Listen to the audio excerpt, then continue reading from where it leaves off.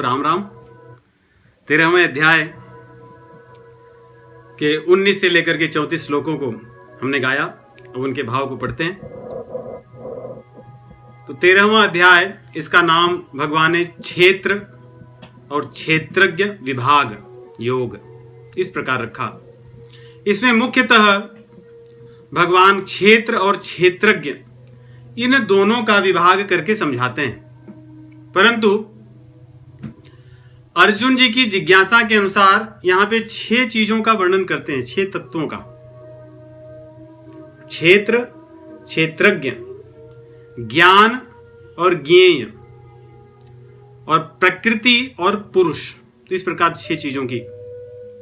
तो हमने देखा कि भगवान कहते हैं कि क्षेत्र तो ये प्रकृति में या प्रकृति के तत्वों से बना हुआ ये जो शरीर है, ये शरीर क्षेत्र है,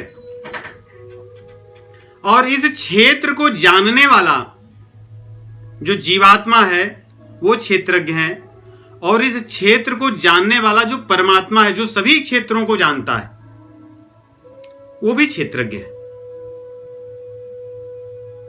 और आगे ज्ञान की चर्चा भगवान करते हैं 5 श्लोकों में कि ज्ञान वास्तव में है क्या। अमानित्वम, अदम्भित्वम से लेकर के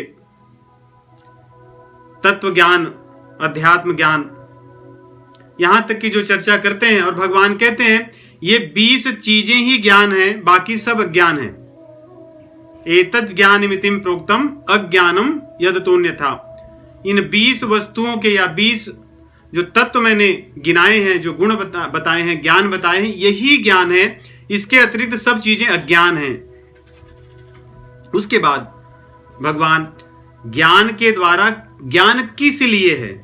ज्ञान धन कमाने के लिए है, ज्ञान भोग करने के लिए है, ज्ञान संसार में बंधन करने के लिए, बंधने के लिए, या ज्ञान इस बंधन से मुक्त होने के लिए।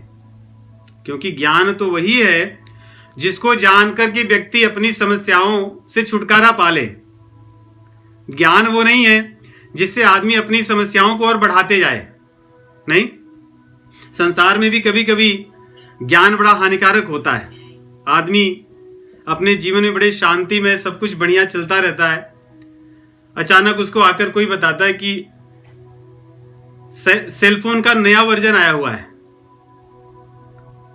उसमें इतने सारे फीचर्स हैं, और उसके जेब में पैसे हो तो उसकी जो शांति थी उस समय भंग हो जाती है, जब तक कि उसको नया वाला सेलफोन न मिले, भले उनमें से किसी फीचर की उसको आवश्यकता न हो। तो कभी कभी संसार में भी जो संसार की भी छोटी छोटी ज्ञान या जो सूचनाएं हैं, ये भी व्यक्ति को दुख देने वाले होते हैं। तो बाकी संसार के सभी ज्ञान की बात क्या करना। इसलिए सांसारिक ज्ञान जीव को बंधन करने वाले होते हैं, और ये दुखदायी हैं। इसलिए वो ज्ञान नहीं, वो अज्ञान है, जिसके कारण दुख पाता है जीव। जिस ज्ञान के माध्यम से हमारे जीवन के दुख नष्ट हो जाएं, वही ज्ञान वास्तविक ज्ञान है, जिसकी चर्चा भगवान करते हैं। तो ये ज्ञान प्राप्त करके हम करेंगे क्या? ये ज्ञान को प्राप्त करके, जो ज्ञान के द्वारा ज्ञेय है, जिसको जानने के लिए ज्ञान बना है, उसको जान लेना ही इस ज्ञान का सदुपयोग है। और भगवान उसमें परमात्म तत्व की, निर्गुण तत्व की, सगुण साकार भगवान की चर्चा करते हैं कि जो सर्वत्र व्याप्त है, जिसके हाथ पैर हमें नहीं दिखते या हमारे जैसे नहीं हैं, उस परमात्मा, उस भगवान को जान लेना ही इस ज्ञान का वास्तविक उपयोग है। अन्यथा इस ज्ञान को बस ये ज्ञान के नाम पर ही रह जाएगा, इसका उपयोग नहीं होगा। तो इस ज्ञान का उपयोग करके हम साधना करें, और उस साधना के माध्यम से जो हमारे प्रभु हैं, उन साध्य को हम पा जाएं, यही इस ज्ञान की सार्थकता है। उसकी चर्चा भगवान करते हैं। अब उसके बाद आगे के श्लोकों में भगवान प्रकृति और पुरुष की चर्चा करते हैं। तो यहां भगवान कह रहे हैं, हे अर्जुन, प्रकृति और पुरुष ये जो तत्व हैं, ये अनादि से हैं। ये कोई नए तत्व नहीं है कि आज हैं और कुछ दिन बाद नहीं रहेंगे, ऐसा नहीं है। जैसे मैं अनादि हूं, तुम अनादि हो, अर्थात भगवान अनादि हैं, आत्मा अनादि है, परमात्मा अनादि है, उसी प्रकार ये प्रकृति भी अनादि है, क्योंकि प्रकृति मुझसे ही प्रकट होती है और मुझ में ही लीन हो जाती है। ये मेरी प्रकृति है।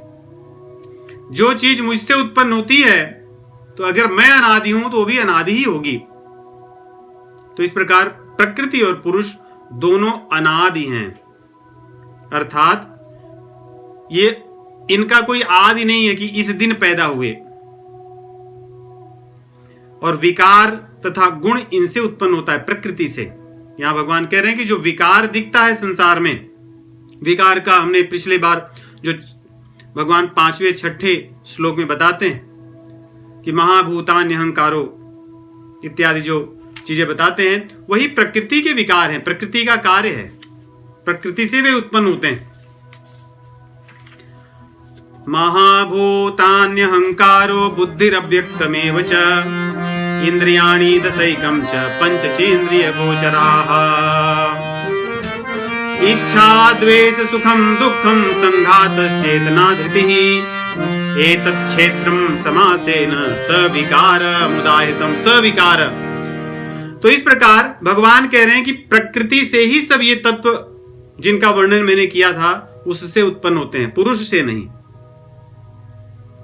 पुरुष तो इसमें रहता है, अर्थात घर बनता है प्रकृति के तत्वों से, और उसमें रहने वाला जो तत्व है वो पुरुष है। पुरुष अर्थात यहां पर आगे के श्लोकों में पुरुष का दोनों प्रकार से वर्णन है। आत्मा को भी पुरुष के रूप में कहा गया है और भगवान को भी पुरुष के रूप में कहा गया है, आत्मा परमात्मा दोनों। जैसे क्षेत्रज्ञ आत्मा को भी कहा गया और क्षेत्रज्ञ परमात्मा को भी कहा गया, क्योंकि दोनों इसको जानते हैं।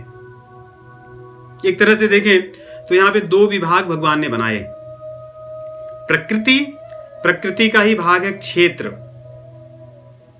और उस क्षेत्र अर्थात जो शरीर है हमारा।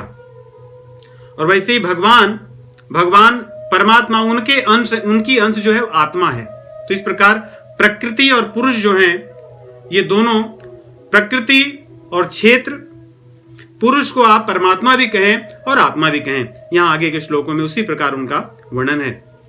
तो भगवान कहते हैं कि इस प्रकृति से ही सब चीजें उत्पन्न होती हैं, जो विकार में है, जो उत्पन्न होती है और नष्ट होती हैं। और तीन गुण, सतोगुण, रजोगुण और तमोगुण, जो बांधते हैं, इनका विस्तार से वर्णन 14वें अध्याय में है, हम वहां पर इनकी चर्चा करेंगे विस्तार से। जो इन तीन गुणों से ही व्यक्ति बंधता है, जीव बंधता है। और प्रकृति का कार्य क्या है? कार्य करण कर्तृत्वे हेतु प्रकृति उच्यते। जो भी कार्य है, कार्य अर्थात जिससे जो पैदा होता है, जो पैदा हुई चीज होती है वो कार्य होती है। जैसे प्रकृति से हमने देखा कि उत्पन्न होता है महत्त्व या बुद्धि, और उससे तमोगुण, रजोगुण और सतोगुण मिश्रित जो महत्त्व होता है, उससे इंद्रियां और इंद्रियों के अधिष्ठात्र देवता, मन, बुद्धि, पंच तत्व जो पंच महाभूत हैं, और इनके जो तन्मात्राएं हैं, शब्द, स्पर्श, रूप, गंध और रस इत्यादि, ये सभी जो उत्पन्न हुए हैं, यही प्रकृति के कार्य हैं। और करण है, करण क्या है? जिसके माध्यम से कार्य होता है। जैसे हमें कुछ बनाना हो तो एक पदार्थ चाहिए और उपकरण चाहिए। तो वैसे ही देखिए, शरीर है, क्षेत्र है, ये बनी हुई तत्वों से, पंच महाभूत से, इसमें आकाश है, वायु है, अग्नि है, जल है, पृथ्वी तत्व है। इसके अलावा उपकरण भी, इंद्रियां हैं हमारी।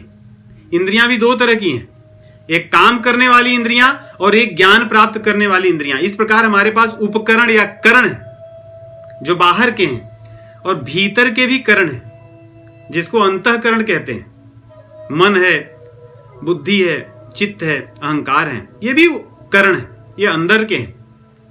तो इस प्रकार बाहर के या भीतर के जो करण हैं और जो कार्य हैं और इनके द्वारा जो कर्म किए जाते हैं, वे सभी प्रकृति के द्वारा ही होते हैं, पुरुष के द्वारा नहीं होते। कर्ता यही प्रकृति है। फिर पुरुष क्या करता है? कहते हैं पुरुष का काम है सुख और दुख को भोगना, कि भाई कार्य करे प्रकृति और भोगे पुरुष। तो भगवान कह रहे हैं हाँ यही। तो अर्जुन के मन में आता है कि प्रभु ये किस प्रकार का न्याय है आपका, कि आप कह रहे हैं कि कार्यकरण कर्तृत्वे हेतु प्रकृति रुच्यते, कि कार्यकरण या इन दोनों के माध्यम से जितने भी कर्म किए जाते हैं वो प्रकृति करती है, वो उसका काम है। और आप कह रहे हैं पुरुषः सुख दुखा नाम भोक्तृत्वे हेतु रुच्यते, और इन कर्मों के बाद जो फल मिलता है, सुख हो या दुख हो, क्योंकि यही फल मिलता है, उसको कह रहे हैं ये पुरुष भोगता है, जीवात्मा भोगता है। ये मुझे समझ में नहीं आ रही आपकी बात, ऐसा क्यों होता है? तो भगवान कहते हैं कि अर्जुन ये बड़ा सरल है, क्योंकि यदि कोई कार चलाता रहे और उसमें जो बैठे हुए जो यात्री हैं, साथ में जो सहप्रवासी हैं, और एक चालक होता है, अगर कहीं दुर्घटना हो जाए तो चालक को ही दंड दिया जाता है, बैठे हुए लोगों को नहीं दिया जाता, क्योंकि वो चला नहीं रहे थे, वो नहीं काम कर रहे थे। कह रहे हैं जो पुरुष है ये अपने आप को कर्ता मानता है। कार्य तो प्रकृति करती है, लेकिन कर्ता स्वयं को मानता है। तो जब कर्ता स्वयं को मानता है, क्योंकि उसको भोगने की इच्छा होती है, इसलिए उसका जो भी फल होगा वो भोगेगा। इसलिए कहते हैं पुरुषः प्रकृतिस्थो ही भुंक्ते प्रकृतिजान गुणान कारणम गुण संगोस्य सदा सद्यो निजन्मसु। और ये जब अच्छे या बुरे कर्म करता है और उन कर्मों का जो फल होता है, उन कर्मों के फल के कारण इसको या तो सत योनि या असत योनि का अर्थ ऐसे समझिए कि जो राक्षसी योनियां हैं, स्थावर जंगम जितने भी हैं, पशु पक्षी राक्षस भूत प्रेत पिशाच मनुष्य देवता आदि सभी योनियों में ये जन्म लेता है, क्योंकि इसने स्वयं को कर्ता मान करके उसके फलों के साथ आसक्ति कर ली है। इनकी विस्तार से चर्चा 14वें अध्याय में है, जहां गुणों की चर्चा होगी। इसलिए यहां पे भगवान कह रहे हैं कारणम गुण संगोस्य, गुणों के कारण ये अपनी संगति कर लिया है, रजोगुण तमोगुण सतोगुण, इसी के साथ इसने अपनी आसक्ति बांध रखी है, और उन्हीं के कारण ये कर्ता मानने लगता है और उनके फल की इच्छा करने लगता है, कामना करता है, इसलिए उसको भोगना पड़ता है। और इस प्रकृति में या इस क्षेत्र में जो जीवात्मा रहता है, जीवात्मा के साथ कहते हैं भगवान भी रहते हैं, परमात्मा। जैसे एक वृक्ष हो, एक वृक्ष पर दो पक्षी साथ में बैठे हों, एकदम पास पास में, तो दूर से देखने में ऐसा लगेगा एक ही पक्षी है, दूर से देखने में लगेगा पक्षी है, लेकिन पास जाओगे तो आपको दो दिखेंगे। वैसे ही भगवान कह रहे हैं इस जीवात्मा के साथ परमात्मा भी रहते हैं। इसलिए यहां उपद्रष्टानुमंता च भर्ता भोक्ता महेश्वरः परमात्मेति चाप्युक्तो देहेस्मिन् पुरुषः परः। इस देह में परः पुरुष जो भगवान जीवात्मा के साथ रहते हैं, कह रहे हैं कि वो पर पुरुष है, इस देह से प्रकृति से वो परे है। वैसे जीवात्मा भी यही है, सच्चिदानंद स्वरूप जो जीवात्मा का है वो भी प्रकृति का अंश नहीं है, वो तो भगवान का अंश है। तो इस जीवात्मा में, इस शरीर में, क्षेत्र में जीवात्मा भी रहता है, और जीवात्मा के साक्षी बने हुए, उसके सभी कर्मों को देखते हुए और उसकी प्रतीक्षा करते हुए कि कभी ये मेरी तरफ मुड़ेगा, कभी इस शरीर को छोड़ करके या भोग की भावना को छोड़ करके ये मेरी तरफ आने की चेष्टा करेगा। इस प्रकार उसके सभी को देखते, सभी कर्मों को भगवान देखते हुए साक्षी बने रहते हैं। और अनुमंता जो भी कर्म करना चाहता है उसकी वो आज्ञा देते हैं, उसको कर। क्योंकि देखिए इस शरीर में से जैसे ही परमात्मा निकल जाए, परमात्मा अर्थात जीवात्मा के शरीर से आत्मा जैसे ही निकलेगी, शरीर में रहता तो सब कुछ है, परंतु कुछ कर्म नहीं हो पाता,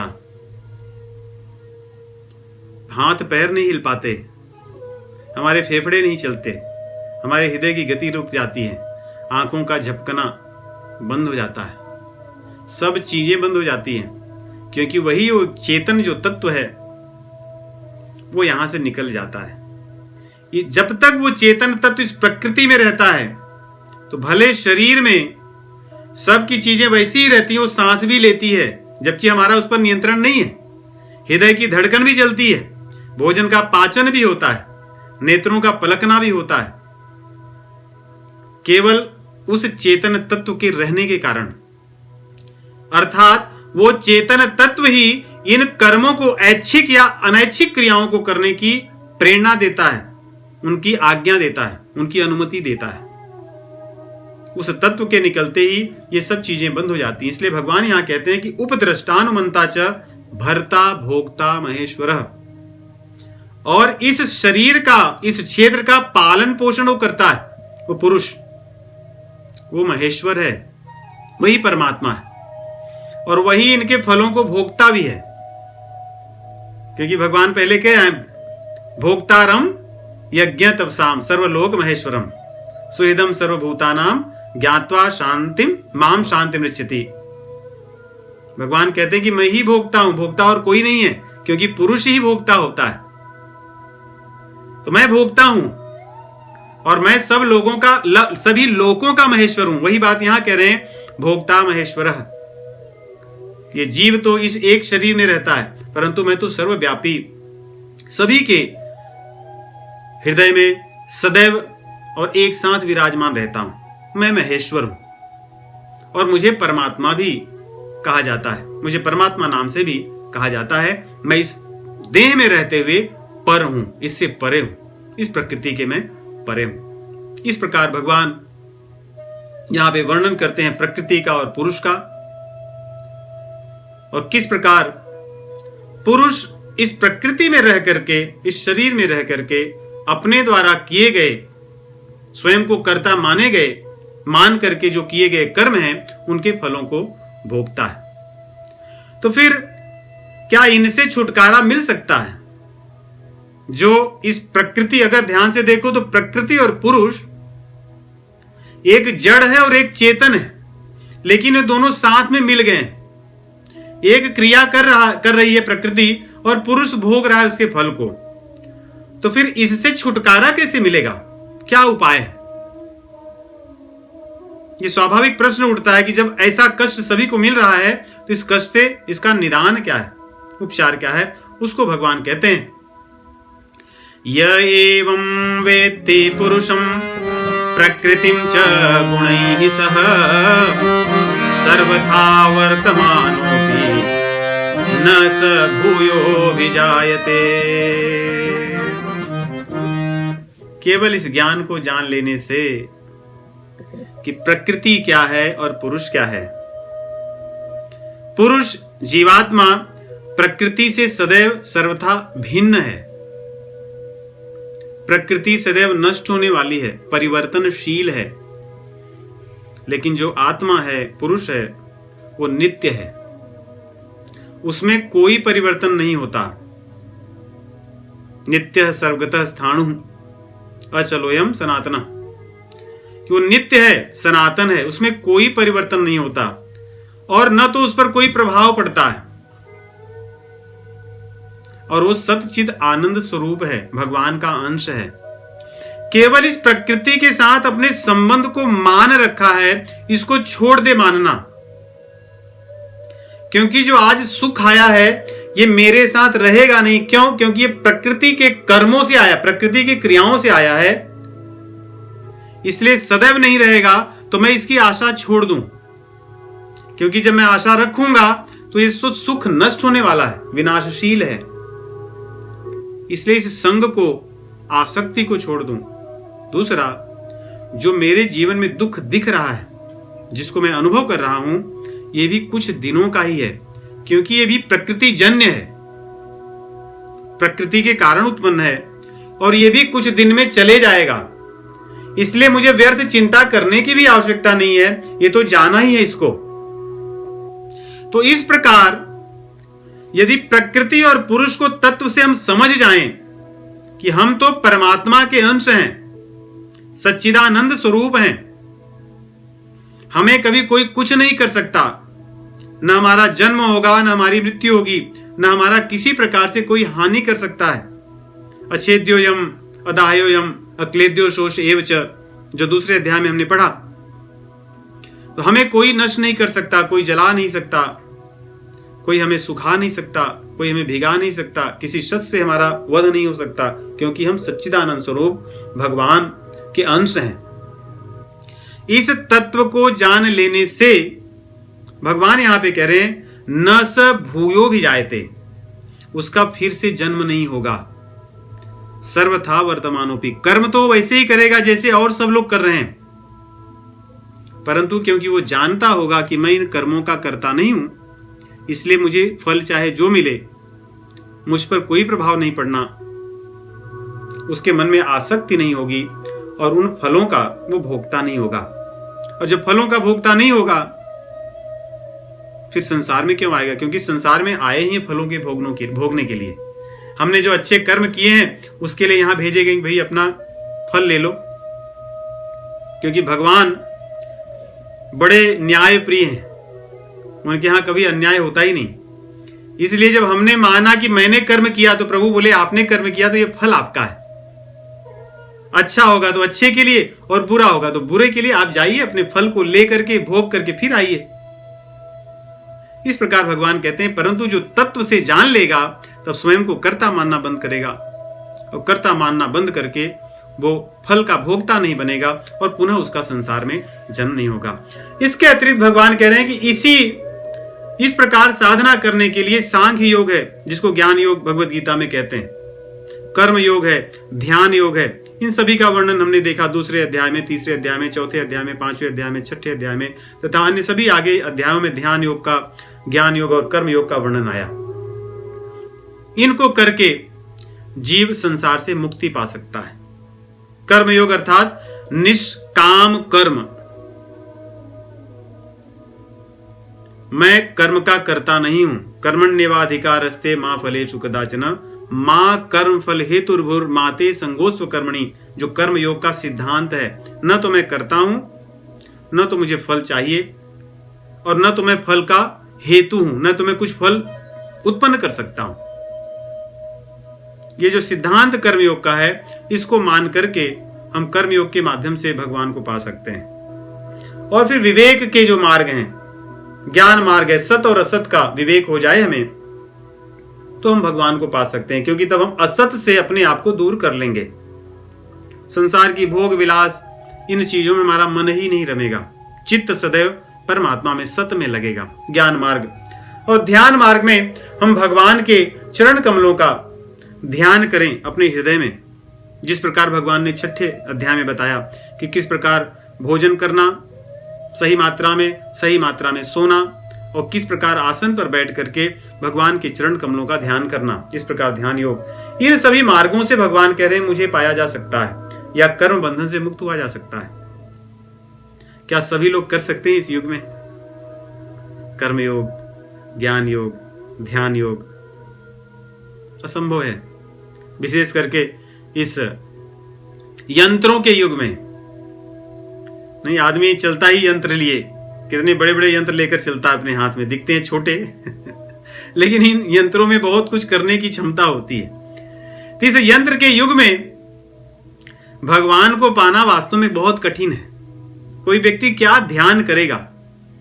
कभी हम बैठते हैं कुछ पढ़ने, स्वाध्याय करने, कई बार हमने ऐसा भी अनुभव किया कि 10 मिनट भी हम शांति से नहीं पढ़ पाते। कोई कुछ बोलेगा, कोई कुछ पूछेगा, किसी का फोन आएगा, कुछ ना कुछ होने लगता है। केवल 10 मिनट, ऐसी भी विडंबना होती है। और जब उस यंत्र को हम दूर रख दें कहीं, तब कुछ समय तक ध्यान लग पाता है। तो ध्यान कोई व्यक्ति क्या करेगा? सामान्य गृहस्थ में रहने वाला जीव, आजकल की दुनिया का सामान्य मनुष्य क्या ध्यान करेगा? लोगों के ऊपर लोभ इतना, कहते हैं कि उनके सिर पर ऐसा विराजमान है कि कोई व्यक्ति निष्काम कर्म उसको समझ ही नहीं सकता। करने की बात आप छोड़ दीजिए, निष्काम कर्म किसी को समझने में ही बड़ी कठिनाई होती है कि ये कैसा सिद्धांत है कि मैं कर्म करूं और फल की इच्छा न करूं, ये कैसे संभव है? ये कोई सामान्य बात नहीं लगती, ये कोई तार्किक लॉजिकल बात नहीं है। उसी प्रकार ज्ञान योग, सत असत, कि भाई संसार में आपके जीवन में दुख है, कोई बात नहीं। तो लोग कहेंगे भाई दुख है कोई बात नहीं, इसका क्या अर्थ है? और ये तो ठीक है, आप किसी को कहो कि आपके जीवन में सुख है, आप उत्साहित मत होइए, आप शांत रहिए, आप हर्षित मत होइए।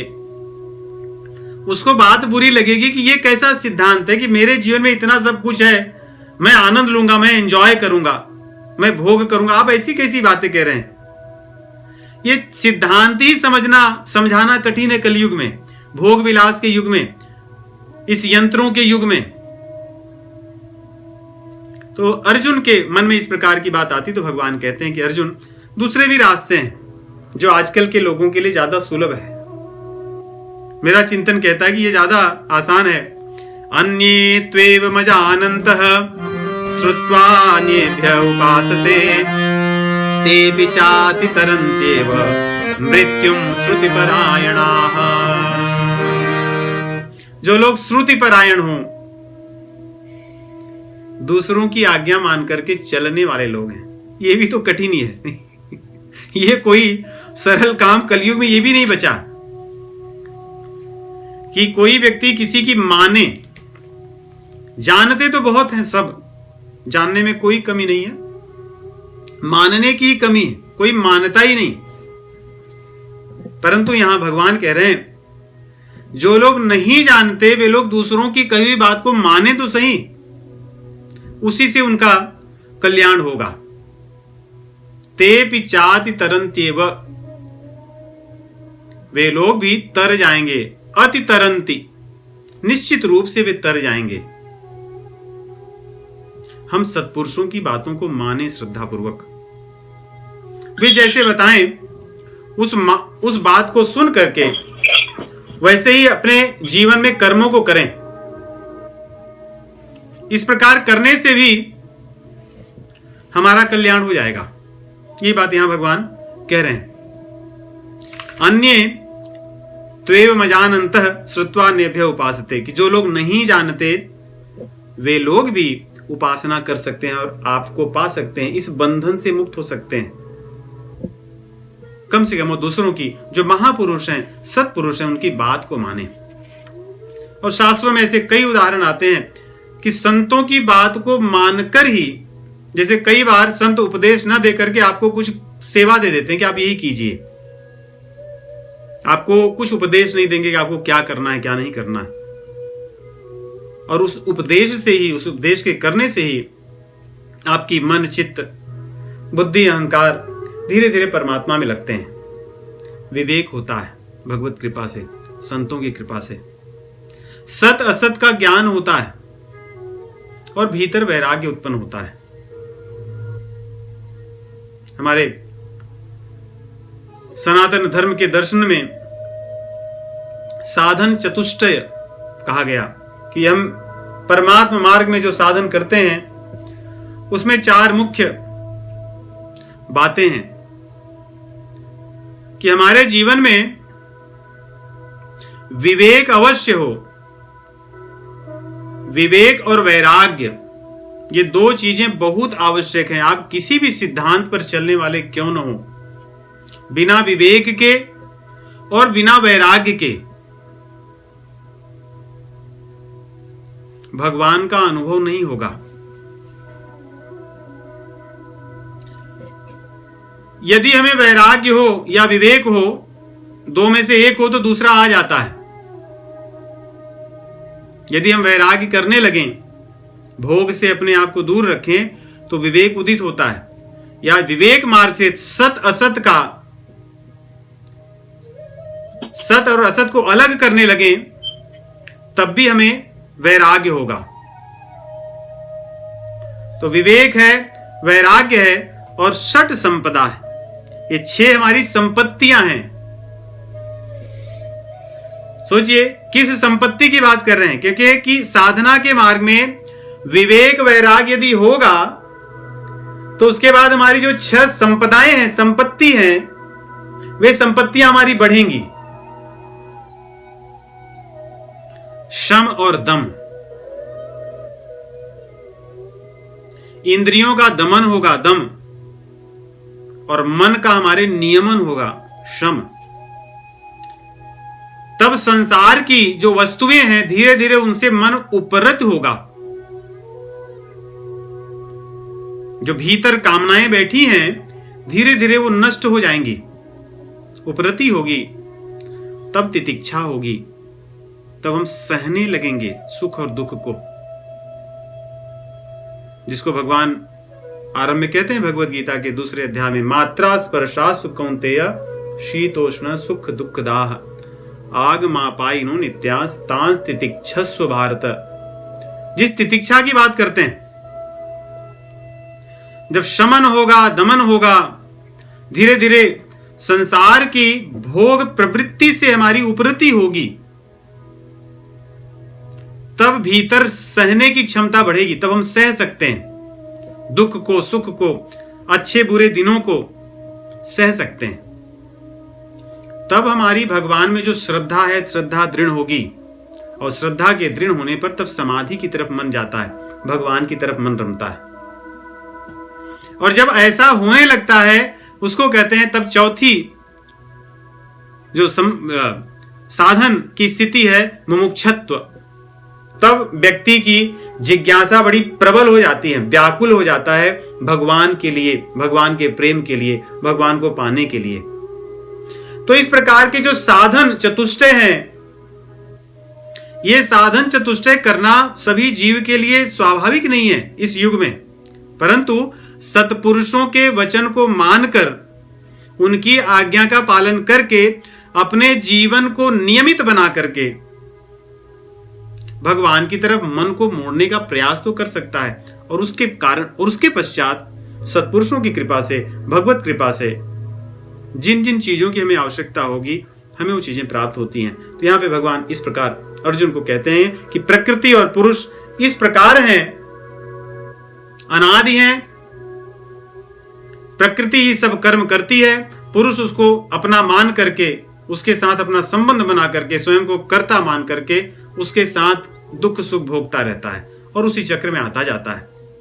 और उनसे मुक्त होने के लिए वो अपने संबंध को तोड़ दे, सांख्य योग, कर्म योग, ध्यान योग, अथवा सत्पुरुषों की आज्ञा का पालन करके, उनकी बातों को सुनकर ये इससे मुक्त हो सकता है, मोक्ष को पा सकता है।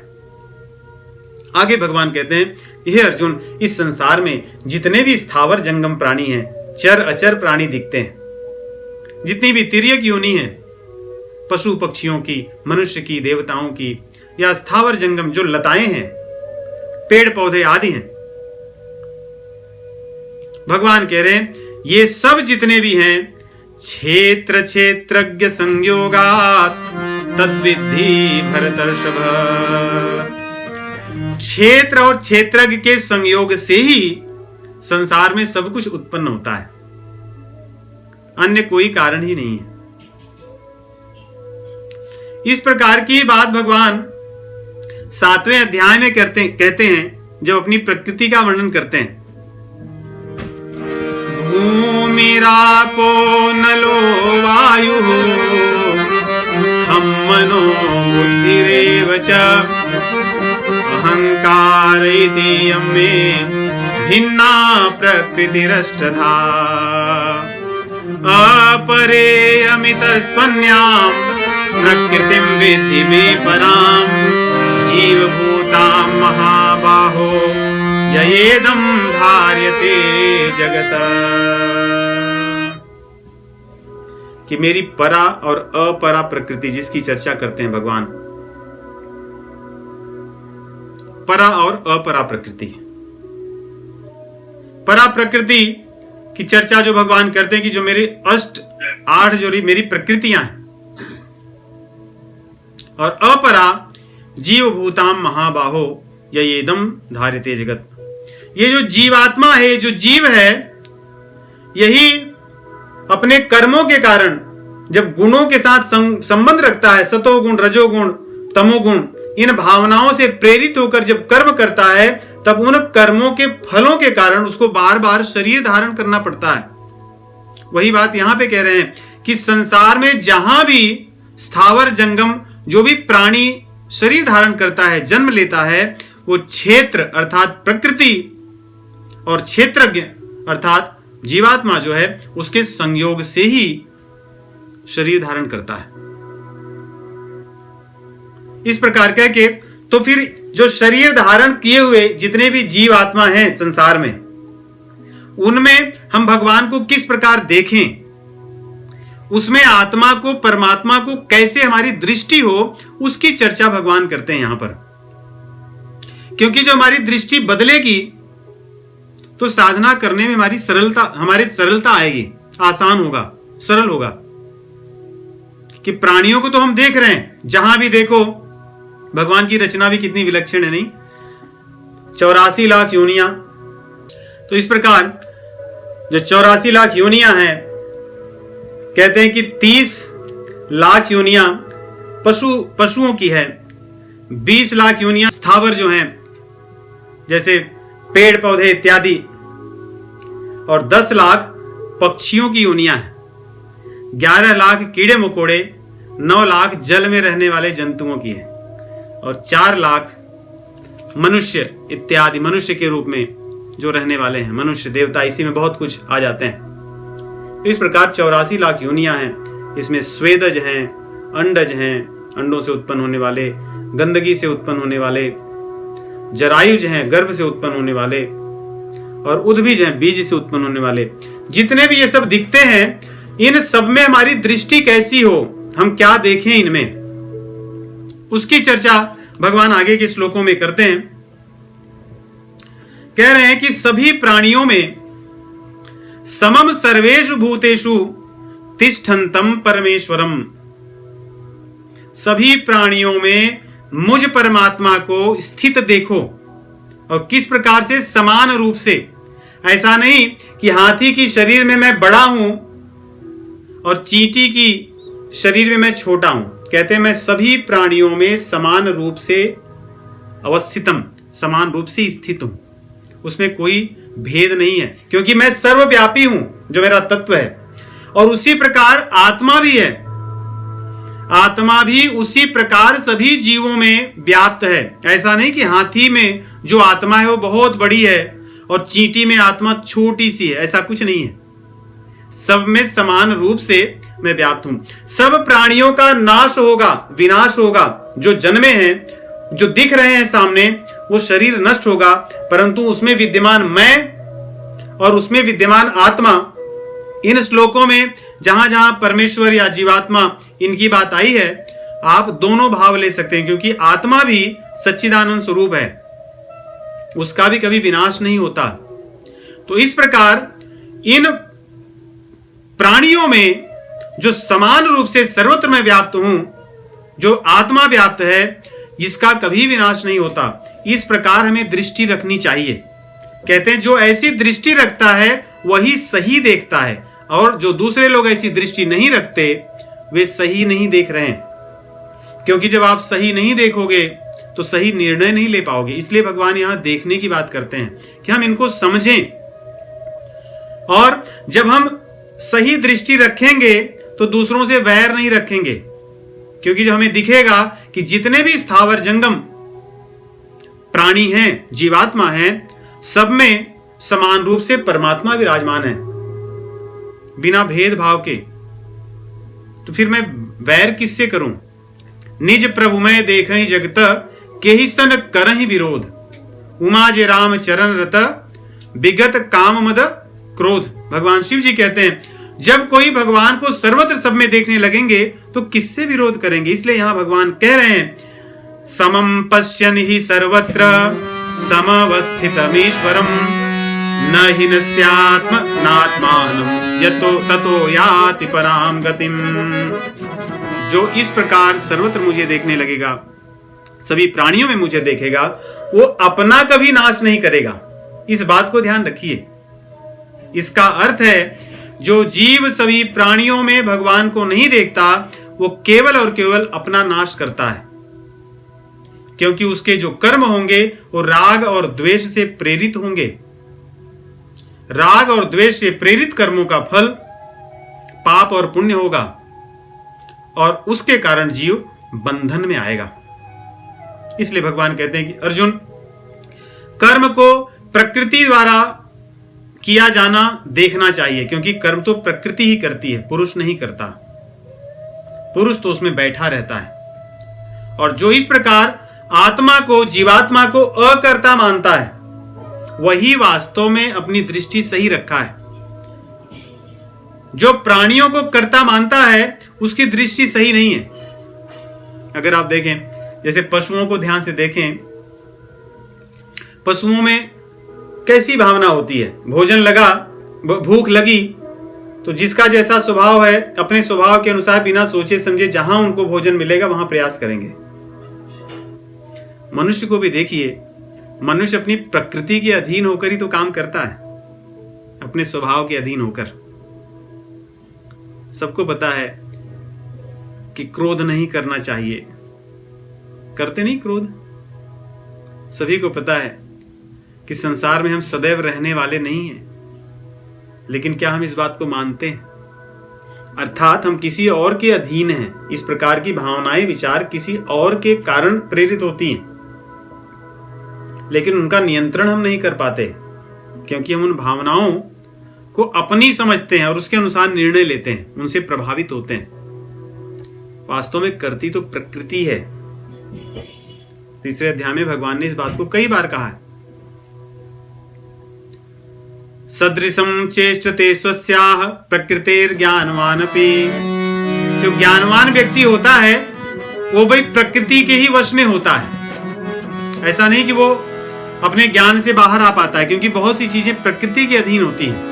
सदृशं चेष्टते स्वस्याः प्रकृतेर्ज्ञानवानपि प्रकृतिं यान्ति भूतानि निग्रह किम करिष्यति।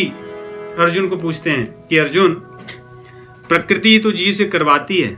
भूख लगने पर आदमी छटपटाता है, क्या उसके हाथ में होता है क्या भूख को रोक ले? भूख तो प्रकृति के कारण लगती है, इस शरीर के कारण लगता है। नींद आने पर कोई रोक सकता है क्या निद्रा को? कोई नहीं कर सकता। शरीर के भीतर जो क्रियाएं चल रही हैं, इसको कोई नियंत्रित कर सकता है क्या? ये प्रकृति के द्वारा चलती हैं। इसलिए सभी क्रियाएं तो प्रकृति करती है। प्रकृत्यैव च कर्माणि क्रियमाणानि सर्वशः यह पश्यति तथात्मानं अकर्तारं स पश्यति। प्रकृति के द्वारा क्रियाएं हो रही हैं, जीव आत्मा अकर्ता है, इस प्रकार जो सोचता है, हे अर्जुन, वही वास्तव में देखने वाला है। इस प्रकार सभी प्राणियों में जो मुझे हर प्राणी में विराजमान देखता है, और मेरे कारण ही सभी प्राणियों में चेतनता है, पूरी सृष्टि का विस्तार हुआ है, जो इस प्रकार मानता है, वास्तव में वो भगवान कह रहे हैं कि वो मुझे प्राप्त होता है। इस प्रकार कह करके आगे के श्लोकों में भगवान इस जीवात्मा के और परमात्मा के गुणों की तरफ संकेत करते हैं। कहते हैं ये जो जीवात्मा है, ये भी अनादि है, क्योंकि मैं अनादि हूं, और ये निर्मल है। इसमें कोई सांसारिक या कोई मल नहीं है, कोई इसमें आक्षेप विक्षेप नहीं है। गोस्वामी तुलसीदास जी इसी को लिखते हैं, ईश्वर अंश जीवर विनाशी, ईश्वर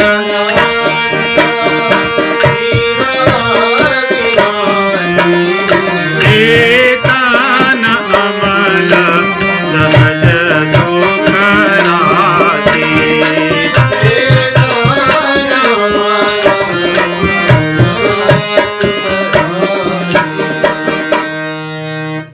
तो ये जो ईश्वर का अंश है, ये चेतन, इसमें चेतनता है, और ये अमल है, और ये सच्चिदानंद है, सहज सुख राशि है।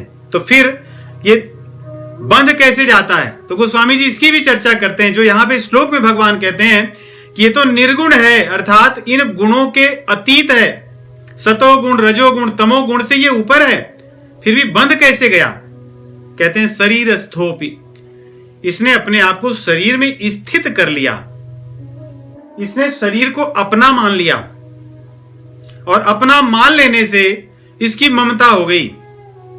इसलिए ममता होने पर जो इसने कर्म किया, उस कर्म के फल के साथ इसकी भोग इच्छा हो गई कि ये फल तो मेरा है,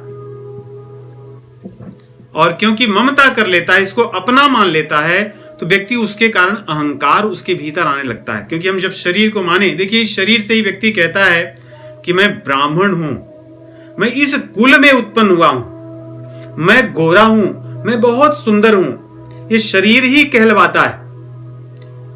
शरीर को अपना मान लेने से अहंकार अपने आप आ जाता है, और शरीर को अपना मान लेने से ममता उत्पन्न होती है, और अहंकार और ममता यही तो जीव को बांधते हैं। इसलिए भगवान कहते हैं कि शरीरस्थोपि कौन्तेय, ये अपने आप को शरीर में मान लेता है, जबकि न तो ये करता है और न तो उसमें लिप्त रहता है।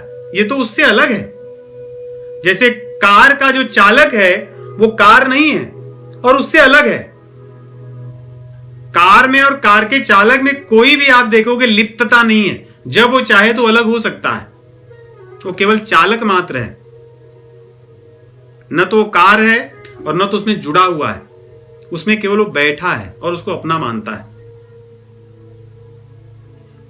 और ये उसी प्रकार लिप्त होता है, कहते हैं माया के कारण। गोस्वामी जी लिखते हैं, भूमि परत धाबर पानी, भूमि परत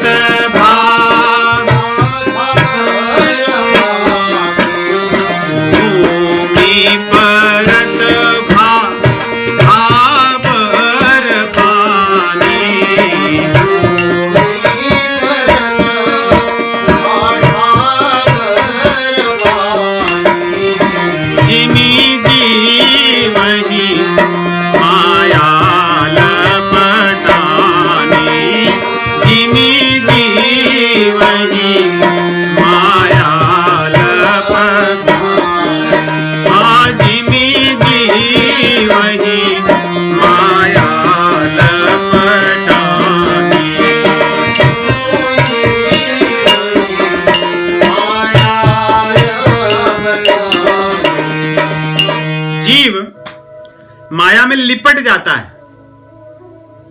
जैसे आकाश से जब जल गिरता है तो जल शुद्ध होता है, परंतु भूमि पे पड़ते ही मिट्टी से मिल जाने पर जल तत्व तो वैसे ही रहता है, क्योंकि मिट्टी में मिल जाने से वो मटमैला हो जाता है। परंतु जब सूर्य अपनी तेज अग्नि से तेज से उसको सुखाता है तो जल पुनः शुद्ध हो जाता है, वो उसमें मिट्टी से बाहर आ जाता है, परंतु भूमि पे मिलते ही उसमें लिपट जाता है। ऐसा माया में जीव इसी प्रकार लिपटता है, जबकि है उससे अलग। तो इस प्रकार भगवान कहते हैं कि जिस प्रकार आकाश है, आकाश के भीतर ही देखो सब कुछ विद्यमान है। आकाश के भीतर ही वायु है, उसी में अग्नि है, उसी में जल है और उसी में पृथ्वी है।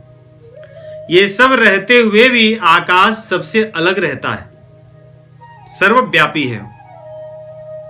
उसी प्रकार यहां पे भगवान कह रहे हैं कि भगवान सर्वव्यापी हैं। जितने भी जीव दिख रहे हैं सभी जीवों में भगवान सर्वव्यापी है। जिस प्रकार आकाश में अन्य सभी तत्व रहते हुए भी आकाश सबसे निर्लिप्त रहता है, और उसी प्रकार आत्मा भी सभी जीवों में रहते हुए उनसे निर्लिप्त है। ये न सर्वमिदं ततम चर्चा कई बार आई है।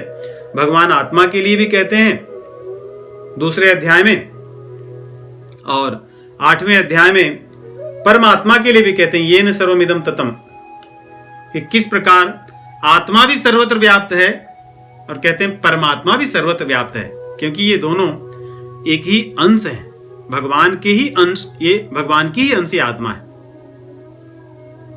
पुरुषः स परः पार्थ भक्त्या लभ्यस्त्वनन्या यस्यान्तः स्थानि भूतानि येन सर्वमिदं ततम। इस प्रकार तो यहां पे भगवान कह रहे हैं ये जो आत्मा या परमात्मा जो है वही सर्वत्र व्याप्त है। जिस प्रकार आकाश में सब कुछ रहते हुए भी आकाश सबसे निर्लिप्त रहता है। दूसरा उदाहरण भगवान देते हैं सूर्य का। जिस प्रकार एक सूर्य संपूर्ण सृष्टि के लिए पर्याप्त है, संपूर्ण सृष्टि में प्रकाश ले आता है, उसी प्रकार ये आत्मा संपूर्ण पूरे क्षेत्र में, अगर सोचिए क्षेत्र जो शरीर है, इस शरीर में आत्मा की जो चेतनता है, जो परमात्मा है, इनके विद्यमान रहने से ही चेतनता होती है, इनके हट जाने से चैतन्यता चली जाती है। जैसे सूर्य जब आता है तभी तो सारी क्रियाएं होती हैं, सूर्य के चले जाने पर सूर्य के प्रकाश में सारी क्रियाएं होती हैं और सूर्य को कुछ लेना देना नहीं होता उन क्रियाओं से, चाहे कोई पाप करे चाहे पुण्य करे, चाहे जो जैसा करे। लेकिन एक प्रकार से सूर्य के आ जाने पर, प्रकाश हो जाने पर क्रियाएं होने लगती हैं जीवों द्वारा, परंतु सूर्य से उसका कुछ लेना देना नहीं होता। उसी प्रकार इस क्षेत्र में, इस शरीर में आत्मा के रहने पर सारी क्रियाएं होने लगती हैं, चेतन तत्व के रहने पर सारी क्रियाएं होने लगती हैं, परंतु उन क्रियाओं से इस आत्मा का कोई लेना देना नहीं होता, वो उससे निर्लिप्त है, वो करता नहीं है। जैसे सूर्य के रहने पर क्रियाएं होती हैं परंतु सूर्य करता नहीं है, वैसे ही आत्मा जब तक इस क्षेत्र में रहती है, शरीर में रहती है, तब तक इसके द्वारा, इसके करणों द्वारा, अंतःकरण और बहिकरण सभी के द्वारा क्रियाएं होती हैं।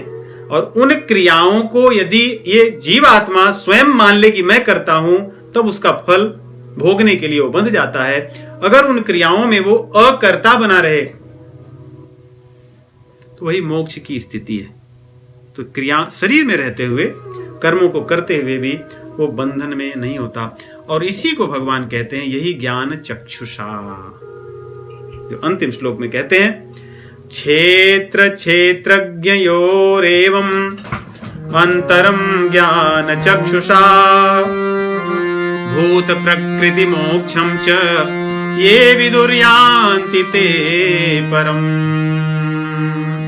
जो लोग इसको जानते हैं वे ही लोग परम पद को प्राप्त होते हैं। क्या जानते हैं? क्षेत्र क्षेत्रज्ञ के अंतर को। क्षेत्र क्या है, क्षेत्रज्ञ क्या है, प्रकृति क्या है और पुरुष क्या है। ये जो शरीर दिख रही ये क्या है, इस शरीर में बैठी हुई जो आत्मा है वो क्या है। इन दोनों तत्वों को जो जान लेता है, भूत प्रकृति मोक्षम च,